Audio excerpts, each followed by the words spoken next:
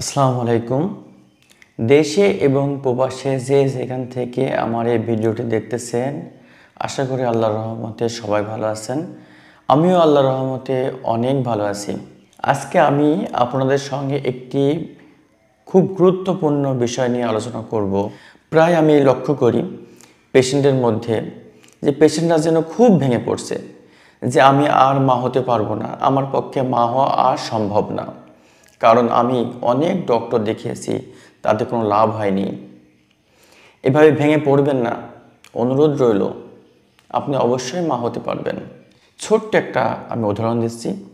আপনি একটা খুব সুন্দর ছাগলের বাচ্চা কিনলেন।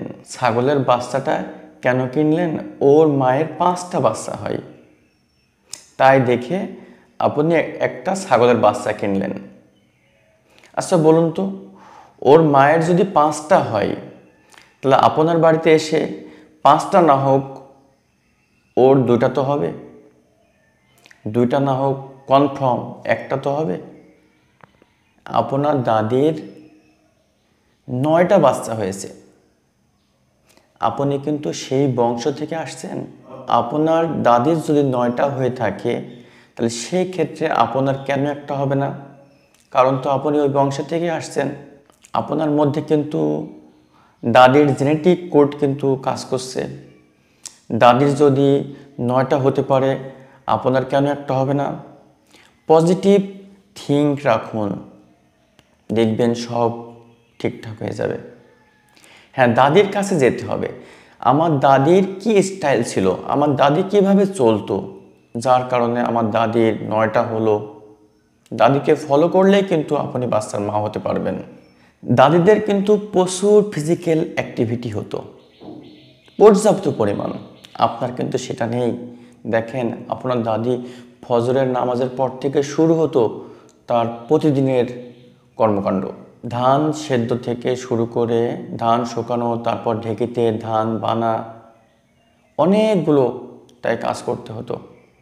সে সকাল থেকে সন্ধ্যা পর্যন্ত পর্যাপ্ত পরিমাণ তাকে কাজ করতে হতো। সে রেস্ট নেওয়ার সময় পেত না। তারা সারাদিন বাইরে থাকতো, তারা রুমে ঢোকার সময় পেত না। আর আপনি দেখেন, আপনি রুম থেকে বের হওয়ার সময় পান না, আপনি রুমের মধ্যে আটকায় পড়ে গেছেন, আপনার কোনো ফিজিক্যাল অ্যাক্টিভিটি নেই। রিসার্চে উঠে এসছে যে মেয়ের যত বেশি ফিজিক্যাল অ্যাক্টিভিটি থাকবে বা শারীরিক পরিশ্রম থাকবে, সে তত বেশি মা হওয়ার লাইনে এগিয়ে যাবে বা এগিয়ে থাকবে। তাই আপনার ফিজিক্যাল অ্যাক্টিভিটি বাড়ান, দেখবেন আপনি কিন্তু আল্লাহর রহমতে বিনা ওষুধে, বিনা ট্রিটমেন্টে আপনি কিন্তু খুব দ্রুত কনসিভ করবেন। দাদি নানিদের সময় কিন্তু তো গাইনি ডাক্তার ছিল না।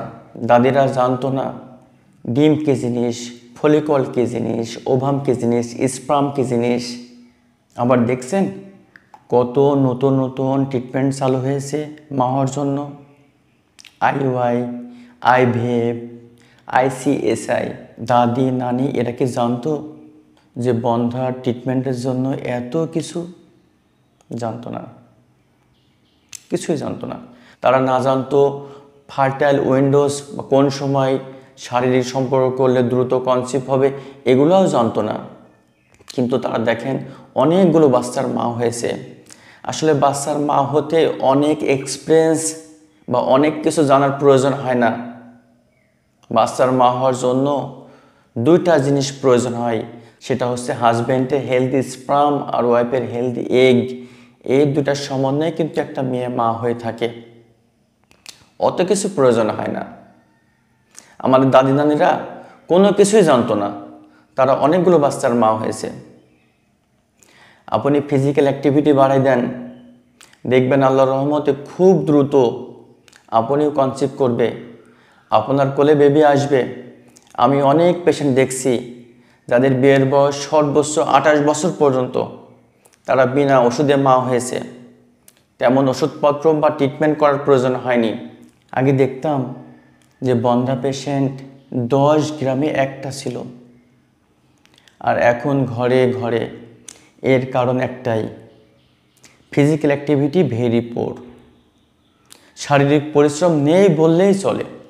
তাই আমি আপনাকেও বলছি, আপনি টেনশন করবেন না, ফিজিক্যাল অ্যাক্টিভিটি বাড়াই দেন, দেখবেন আপনিও খুব দ্রুত আল্লাহর রহমতে মা হবেন। সুস্বাস্থ্য কামনা রইল। ভালো থাকুন, সুস্থ থাকুন। আল্লাহ হাফেজ।